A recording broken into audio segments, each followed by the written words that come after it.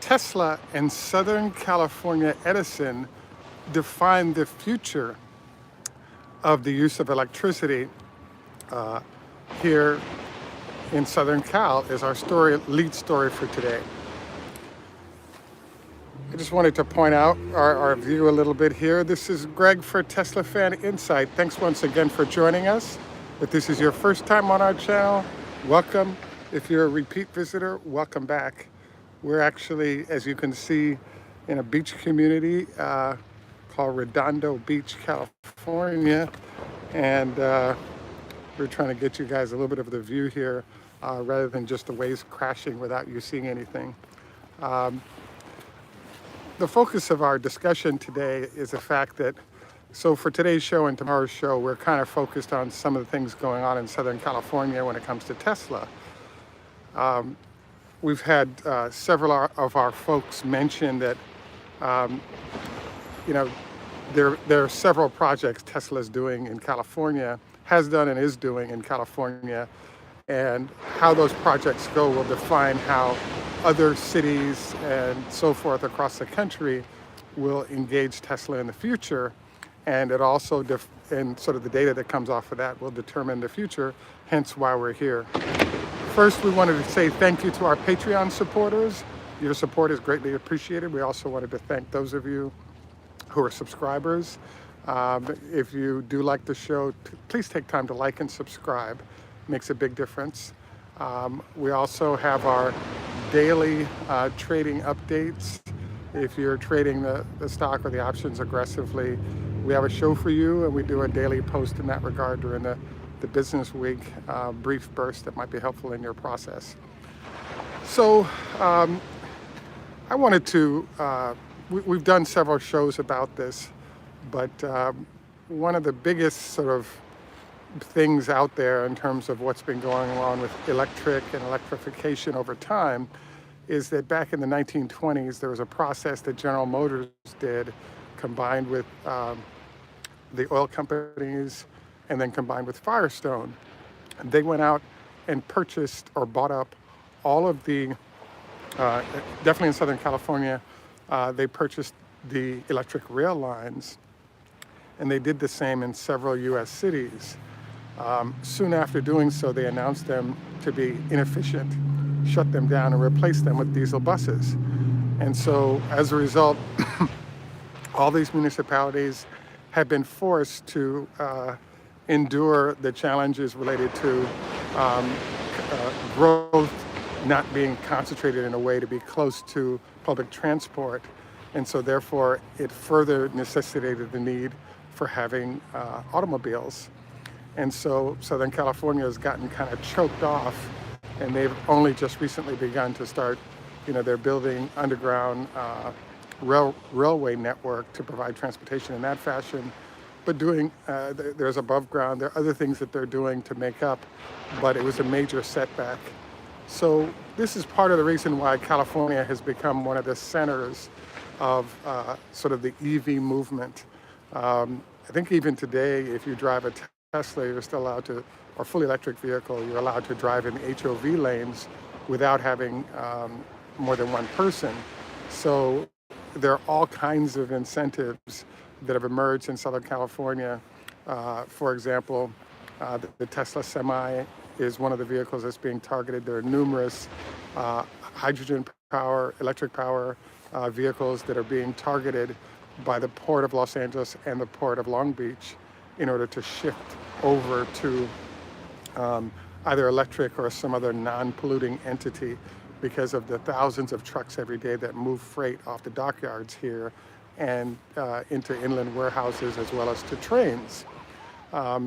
Another sort of attack California has had that we've been reporting on in the past is that Frito-Lay in their operations in Central California has ordered, I think, 15 trucks or 15 Tesla semis, along with trucks from other manufacturers that are electric, in order to shift the delivery vehicles of Frito-Lay products from ICE engines over to EVs of some sort. So the state is putting money in to support the additional costs related to implementation of these vehicles. There's all kinds of efforts, in essence, to facilitate, I want to say, a better outcome when it comes to what's going on here in terms of the environment. And it is pretty beautiful, and I could see why people would want to protect it.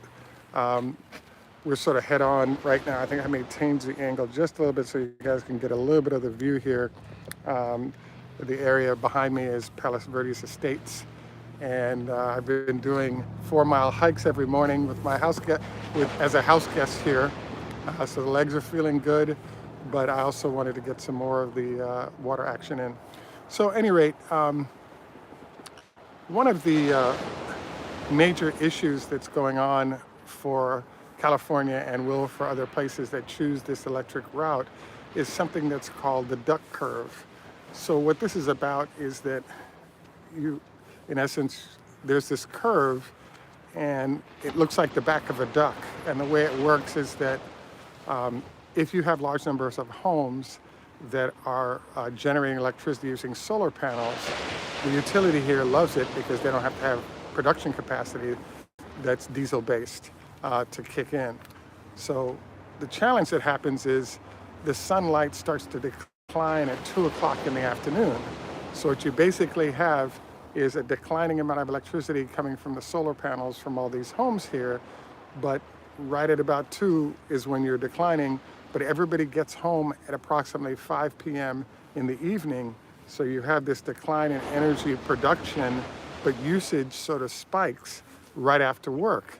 And so this is one of the big challenges, is that all of a sudden you didn't need these peaker plants. It takes time for them to come online, and then starting at about 7 or 5 p.m. as people get home, there's a surge in demand for electricity. And so therefore you have to ramp peaker plants to deal with that. And one of the answers that they've come up with here is to use Tesla batteries to help facilitate this process better. So as we shared, tomorrow we're going to make a run to actually go ahead and get a look at one of those facilities that's here.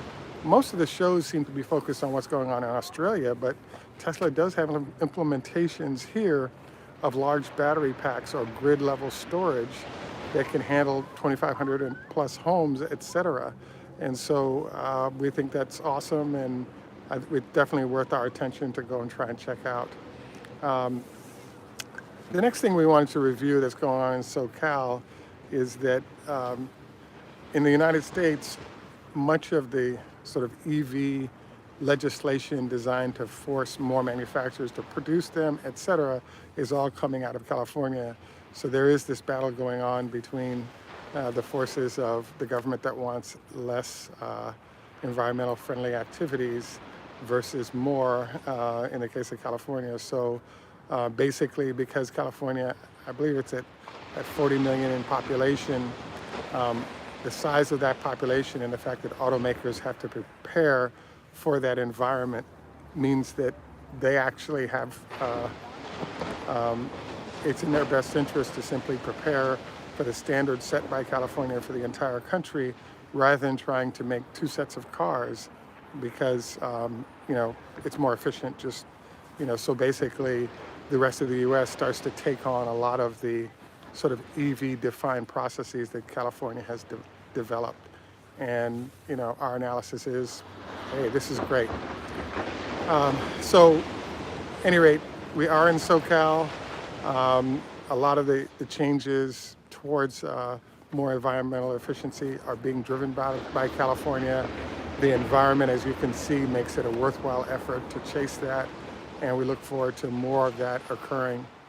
There are a couple of other news items that hit that we wanted to cover today. The first is that one of our viewers had suggested that the delays that were going on in Germany regarding the final 3 days of tree removal in order to build a new factory would be short-lived, and he actually has turned out to be correct.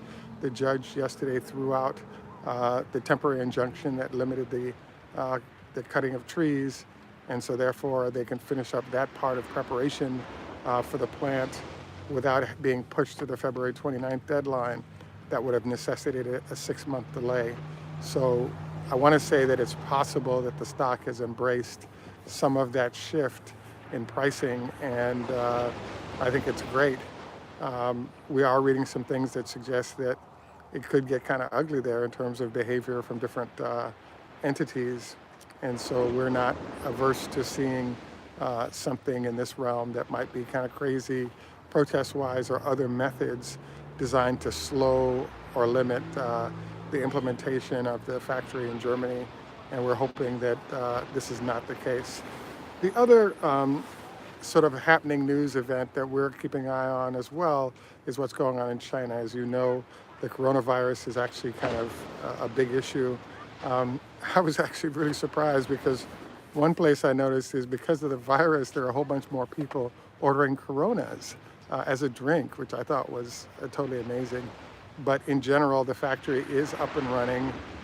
They are producing vehicles, but we're not sure how the delivery of those vehicles are going to customers. They have a long waiting list. If customers can't drive their vehicles or leave their homes, would they come out to get them, or will they be delivered to them? We're not really getting any answers to that, and as we get more information, we'll let you know. If you're one of our Chinese viewers who has access to some of these data points, please drop us a note so we'll know what's going on. But in essence, Tesla has a very large backlog of Model 3 buyers at the lower price point. And because they have a short supply chain in terms of the number of suppliers, I believe that they have a chance to take market share from everyone, especially ICE engines, because they just don't have as many parts that have to be sourced from different manufacturers.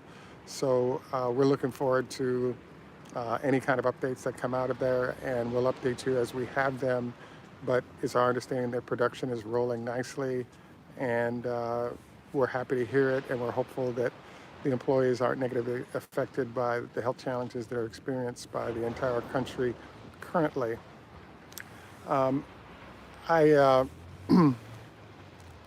this one last coronavirus note. I have a friend who's a professor at the University of Sydney in Australia, and he pointed out that they're having big problems right now because they have large numbers of Chinese students that go to business school where he works, and they've actually postponed the start of classes by 2 weeks to see if that's enough time for those Chinese students to be allowed to travel to Australia again.